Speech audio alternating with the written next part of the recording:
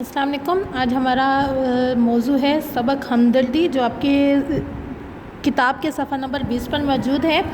ہمدردی سے جس طرح ظاہر ہو رہا ہے کہ ہمدردی دوسرے لوگوں کی مدد کرنا یا کسی کے دکھ درد میں برابر کے شریک ہونا ہمدردی کہلاتا ہے۔ یہاں آپ کو ایک ایسی بچی کی کہانی سنائی گئی ہے جس کی نانی بہت بیمار ہوتی ہے، اور بیمار ہوتے وقت اس کی کلاس فیلوز، ہم جماعت لڑکیاں اس کی مدد کرتی ہیں، اور ہمدردی کے طور پر وہ اس کی بہت مدد کرتی ہیں اور اس کی نانی اماں کا بہت خیال رکھتی ہیں۔ سب سے پہلے ہم اس کی بلند خوانی کریں گے۔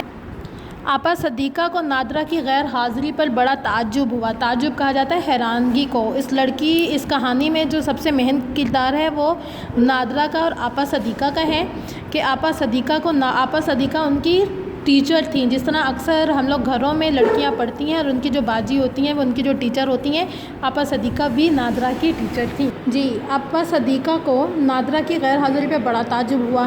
حاضری کا رجسٹر بند کرتے ہوئے انہوں نے پوچھا کہ آج نادرہ غیر حاضر ہے، چھٹی کی درخواست بھی نہیں پوچھی۔ مطلب جب کلاس میں آپا صدیقہ نے ان کی حاضری لی تو حاضری کا رجسٹر کے وقت انہیں پتہ چلا کہ آج نادرہ غیر حاضر ہے اور اس نے چھٹی کی درخواست بھی نہیں بھیجی۔ عطیہ نے کھڑے ہو کر جواب دیا، نادرہ کی نانی بہت بیمار ہیں، اس لیے وہ آج اسکول نہیں آئی، اور درخواست وہ کس کے ہاتھ بھیجتی؟ کوئی لانے والا ہی نہیں۔ تو اس وقت کلاس کی ایک لڑکی عطیہ نے کھڑے ہو کر جواب دیا کہ نادرہ کی نانی بہت بیمار ہے، کہ اس نادرہ بچی کی نانی بہت بیمار ہے، اس لیے آج وہ اسکول نہیں آئی، اور درخواست وہ کس کے ہاتھ بھیجتی؟ کوئی لانے والا ہی نہیں تھا۔ اس کا گھر بھی یہاں سے بہت دور ہے، ورنہ ممکن تھا وہ خود ہی درخواست دے جاتی۔ آپا صدیقہ، اب ان کی ٹیچر جو ہے وہ پوچھتی ہیں کیا اس کی نانی بہت بیمار ہے؟ عطیہ، پھر وہی لڑکی جواب دیتی ہے، جی ہاں، اس کی نانی کئی روز سے بیمار ہیں۔ پھر وہی کلاس ٹیچر پوچھتی ہیں آپا صدیقہ، مگر وہ تو برابر اسکول آ رہی تھی۔ عطیہ اس کو جواب دیتی ہے کہ وہ ہر تکلیف کو برداشت کر لیتی ہے، اس کی نانی ہمیشہ تاکید کرتی ہیں۔ تاکید کا مطلب ہوتا ہے نصیحت کرتی ہیں کہ کچھ بھی ہو جائے اپنی تعلیم کا حرج نہ ہونے دو، کہ کچھ بھی ہو جائے اپنی تعلیم کو حرج نہ ہونے دینا، اپنی تعلیم کو مکمل طور پر پورا کرنا۔ آپا صدیقہ، کیا وہ بالکل تنہا رہتی ہے؟ آپا صدیقہ اب اس بچی عطیہ سے پوچھتی ہیں، کیا نادرہ بالکل تنہا رہتی ہے؟ عطیہ غم زدہ ہو کر، جی ہاں، نادرہ کا نانی کے علاوہ اور کوئی نہیں، انہی نے اس کی پرورش کی ہے، وہی گھر کا تمام کام کرتی ہیں۔ اب وہ عطیہ بچی بہت غم زدہ ہو کر اس کا جواب دیتی ہے، جی ہاں، نادرہ کا نانی کے علاوہ اور کوئی نہیں ہے، انہوں نے ہی نادرہ کی پرورش کی ہے اور وہی گھر کا تمام کام کرتی ہے۔ بیماری کے باوجود وہ نادرہ کو برابر اسکول بھیجتی ہیں، لیکن آج نادرہ کی غیر حاضری بتا رہی ہے کہ شاید اس کی نانی زیادہ بیمار ہے۔ تو وہ عطیہ کہتی ہے کہ شاید آج نادرہ کی غیر حاضری بتا رہی ہے کہ اس کی نانی زیادہ بیمار ہیں۔ آپا صدیقہ، آپ سب کو مل کر نادرہ کی مدد کرنی چاہیے۔ آپا صدیقہ کہتی ہیں آپ سب کو مل کر نادرہ کی مدد کرنی چاہیے، کیونکہ اس وقت نادرہ، اس کی نانی بہت مشکل میں ہے، کیونکہ نادرہ کی نانی اماں بیمار تھیں اور ان کی مدد کرنا ان کا فرض تھا۔ تو آپا صدیقہ کہتی ہیں کہ ہم سب کو مل کر نادرہ کی مدد کرنی چاہیے، میں بھی اس کے گھر جاؤں گی۔ آپا صدیقہ کہتی ہیں کہ ہمیں سب کو نادرہ کی مدد کرنی چاہیے اور میں بھی اس کے گھر جاؤں گی۔ جماعت کی لڑکیاں جو کلاس فیلوز ہوتی ہیں نادرہ کی، وہ ہم آواز ہو کر ہم سب بھی چلیں گے، وہ سب کہتے ہیں کہ ہم سب بھی چلیں گے۔ عطیہ اور جماعت کی دوسری لڑکیاں جب نادرہ کے گھر پہنچیں تو انہیں یہ دیکھ کر بہت دکھ ہوا کہ نادرہ کی نانی بخار میں پھنک رہی تھیں۔ مطلب عطیہ اور جماعت کی دوسری لڑکیاں، مطلب آپا صدیقہ، عطیہ اور جماعت کی جب ساری لڑکیاں نادرہ کے گھر پہنچی تو انہیں یہ دیکھ کر بہت دکھ ہوا کہ نادرہ کی نانی بخار میں پھنک رہی تھی۔ بخار میں پھنک رہی کا مطلب ہے کہ بہت تیز بخار میں تھیں۔ نادرہ ان کے سر پہ ٹھنڈے پانی کی پٹیاں رکھ رہی تھی اور آنکھوں سے آنسو جاری تھے، کیونکہ وہ اکیلی تھی اور اس کا نانی اماں کے علاوہ کوئی نہیں تھا۔ تو نادرہ ان کے سر پہ ٹھنڈے پانی کی پٹیاں رکھ رہی تھی اور آنکھوں سے آنسو جاری تھے۔ ہم جولیوں کا مطلب ہوتا ہے کلاس فیلو۔ ہم جولیوں کو دیکھ کر اس نے جلدی سے اپنے آنسو پونچھے۔ اسے حیرت تھی کہ یہ سب کیسے اس کے گھر پہنچ گئے۔ تو اپنے کلاس فیلو کو دیکھ کر اس نے جلدی سے اپنے آنسو پونچھے اور اسے بہت حیرانگی ہوئی کہ یہ سب اس کے گھر پہ کیسے آ گئے۔ عطیہ، کیسی ہے اب نانی کی طبیعت؟ نادرہ، ٹھیک نہیں ہے۔ عطیہ اب اس کی کلاس فیلو نادرہ سے پوچھتی ہے کیسی ہے نانی کی طبیعت؟ تو نادرہ کہتی ہے ٹھیک نہیں ہے، غشی کسی کیفیت ہے۔ غشی کا مطلب بے ہوشی کسی کیفیت ہے۔ نادرہ خاموش رہی مگر اس کی آنکھوں میں آنسو بھر آئے۔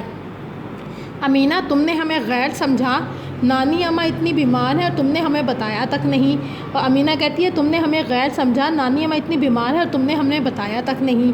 امینہ بھی اس کی ایک اور کلاس فیلو ہے. اتنے میں آپا صدیقہ کمرے میں داخل ہوئی, آہستہ آہستہ قدم اٹھاتی نادرہ کے پاس پہنچی. آپا صدیقہ میں ڈاکٹر کو لائی ہوں, مطلب اس کی جو کلاس ٹیچر تھیں وہ کہتی ہیں کہ میں ڈاکٹر کو لائی ہوں. آپا صدیقہ نے ڈاکٹر کو اندر بلایا. ڈاکٹر نے نانی اماں کا اچھی طرح معائنہ کیا اور بولا کہ آپا صدیقہ اس کی کلاس ٹیچر ڈاکٹر کو لے کر آئیں. اور ڈاکٹر وہ اندر آیا اور اس نے نانی اماں کا معائنہ کیا اور بولا ان کو ٹائیفائڈ ہے. ٹائیفائڈ کا مطلب بخار کی ایک قسم ہوتی ہے ٹائیفائڈ, ان کو ٹائیفائڈ ہے. انہیں دوا, پرہیز اور آرام کی سخت ضرورت ہے, کہ انہیں دوا بھی دینی ہے, انہیں پرہیز بھی کرنا ہے اور انہیں آرام کی بھی سخت ضرورت ہے, ورنہ مرض خطرناک صورت اختیار کر سکتا ہے. اگر ان کو صحیح ٹائم پر دوا نہیں دی گئی تو ان کا مرض خطرناک صورت اختیار کر سکتا ہے. میں دوائی لکھ رہا ہوں, منگوا کر پابندی سے دیں. دروازے کھڑکیاں کھلی رکھیں, کمرے میں تازہ ہوا آنے دیں. اب وہ ڈاکٹر مشورہ دیتا ہے کہ انہیں مرض کے ساتھ ساتھ آرام کی بھی ضرورت ہے, انہیں دوائیں کھلائیں, منگوا کر پابندی سے دیں. دروازے کھڑکیاں کھلی رکھیں تاکہ تازہ ہوا کمرے میں آئے. کمرے کی صفائی بھی کرائیں. دیکھیے چھت پر اور کونوں میں جالے لگے ہوئے ہیں, یہ سب اتروائیں. مطلب وہ اس کمرے کی حالت کے بارے میں دیکھ کر کہتے ہیں کہ وہ نانی اماں بیمار ہونے کی وجہ سے صفائی نہیں ہوئی تھی, کہ اس گھر کی صفائی کروائیں, جالے اور کونے جالے وغیرہ اتروائیں اور سب کچھ صاف کروائیں. آپا صدیقہ جو ان کی کلاس ٹیچر ہے وہ کہتی ہیں جی ہاں ڈاکٹر صاحب یہ سب کچھ ٹھیک ہو جائے گا. آپا صدیقہ نے ڈاکٹر صاحب کا شکریہ ادا کرتے ہوئے انہیں فیس دی اور دروازے تک رخصت کرائیں. آپا صدیقہ اب آپ کب ان کو دیکھنے آئیں گے؟ جب وہ ڈاکٹر کو دروازے تک چھوڑنے آتی ہیں تو وہ پوچھتی ہیں کہ آپ پھر کب دیکھنے آئیں گے ان کو؟ ڈاکٹر صاحب پرسوں. ہاں ٹیمپریچر کا ریکارڈ ضرور رکھیے گا. ٹیمپریچر مطلب بخار کا ریکارڈ ضرور رکھیں اور مریضہ کو تازہ پھلوں کا رس دیں.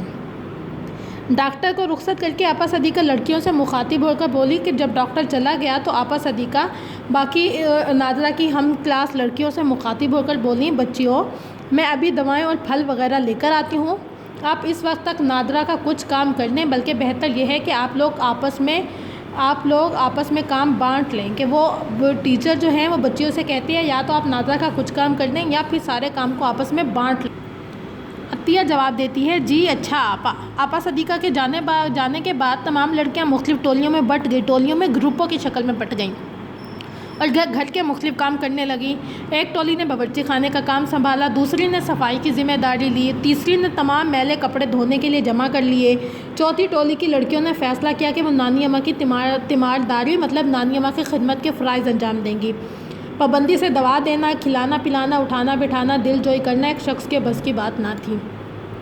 پانچویں ٹولی نے بازار سے سودا سلف منگوانے کی ذمہ داری لے لی اور یوں چشمے زدن میں کہ پلک جھپکتے میں سارے کام سلجھ گئے جیسے کبھی الجھے ہی نہ تھے. نادرہ حیران تھی. عطیہ اس کی حیرانی پر مسکرائی, اسے نانی اماں کے پاس بٹھا دیا. عطیہ بس تم نانی اماں کے پاس بیٹھو, آپا صدیقہ دوائیں لے کر آتی ہوں گی, نانی اماں جلد ٹھیک ہو جائیں گی, تمہیں پریشان ہونے کی ضرورت نہیں ہے. باورچی خانے سے امینہ نے عطیہ کو بلایا اور وہ ادھر چلی گئی. امینہ, اب وہ ایک کلاس فیلو تھی امینہ, انہوں نے عطیہ کو بلایا اور پھر وہ عطیہ سے سرگوشی میں مطلب بہت ہلکی آواز میں چپکے سے کہتی ہے کہ باورچی خانے میں پکانے کے لیے کچھ بھی نہیں, نہ تو آٹا چاول اور نہ ہی مرچ مسالہ اور تیل گھی, کیا پکائیں؟ عطیہ چپکے ابھی سب آ جائے گا. معلوم ہوتا ہے نانی اماں کی بیماری کی وجہ سے سودا سلف آیا ہی نہیں. سودا سلف پکانے کے لیے کوئی چیز نہیں آئی. بھلا لاتا بھی کون؟ افسوس ہم بھی کتنے غافل اور لاپرواہ ہیں. جانے نادرہ کب سے بھوکی ہے. کچھ ہی دیر میں آپا صدیقہ دواؤں اور پھلوں سے بھری ٹوکری لے کر گھر میں داخل ہوئی. انہوں نے دیکھا کہ بچیوں نے پلک جھپکتے میں صفائی کر کے کمرے کا نقشہ بدل دیا تھا. وہ بہت خوش ہوئیں. انہوں نے تھرمامیٹر نانی کے منہ میں لگا دیا. قدسیہ نے آتے ہی برف منگوا لی تھی اور وہ برابر ٹھنڈے پانی کی پٹیاں نانی اماں کے سر پر رکھ رہی تھی. نانی اماں کی غنودگی کا مطلب ہوتا ہے بے ہوشی کسی کیفیت میں فرق آتا دیکھ کر نادرہ کی جان میں جان آئی. نانی اماں نے آنکھیں کھولی تو نادرہ جلدی سے نانی اماں کے قریب آ بیٹھی. نادرہ جی نانی اماں. نانی اماں نے نادرہ کو بلایا. نانی میں ٹھیک ہوں. نادرہ جی ہاں آپ بالکل ٹھیک ہیں. آپا صدیقہ نے نادرہ کو اشارہ کیا کہ وہ انہیں زیادہ کچھ نہ بتائے. نانی تم نے کچھ کھایا؟ نانی اماں نے بڑی مشکل سے جملہ پورا کیا. نادرہ جی ہاں میں نے کھا لیا ہے, آپ آرام کیجیے. رقیہ کی ٹولی, اب یہ چوتھی ٹولی تھی. رقیہ کی ٹولی نانی کی خدمت پر مامور تھی. مطلب رقیہ کی جو तीन चार लड़कियों का जो ग्रुप बना हुआ था वो नानी अम्मा की खिदमत करने पर मामूर थे, मुख्तस थे। उन्होंने जल्दी जल्दी दवा पिलाने का वक्त और तरीका आपा सदीक़ा से पूछ लिया। दवा का वक्त हो गया था, इसलिए रुकैया ने नानी अम्मा को दवा पिला दी।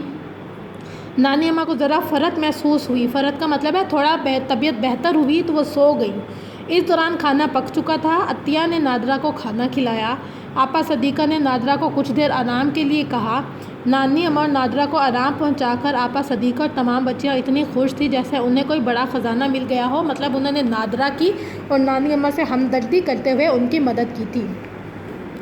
साइका, आपा मेरा ख़्याल है हर टोली की एक यहाँ से आपा सदीक़ा, रात होने वाली है, सोचना ये है रात को यहाँ कौन कौन रहेगा। साइका, आपा मेरा ख़्याल है हर टोली की एक एक लड़की यहाँ रुक जाए। आपा सदीक़ा, आपका ख़्याल ठीक है, मगर आपके घरों से इजाज़त मिलने का सवाल है। अब रात का टाइम हो गया। तो आपा सदीक़ा ने कहा कि अब सोचने वाली बात यह है कि रात को यहाँ कौन कौन रुकेगा।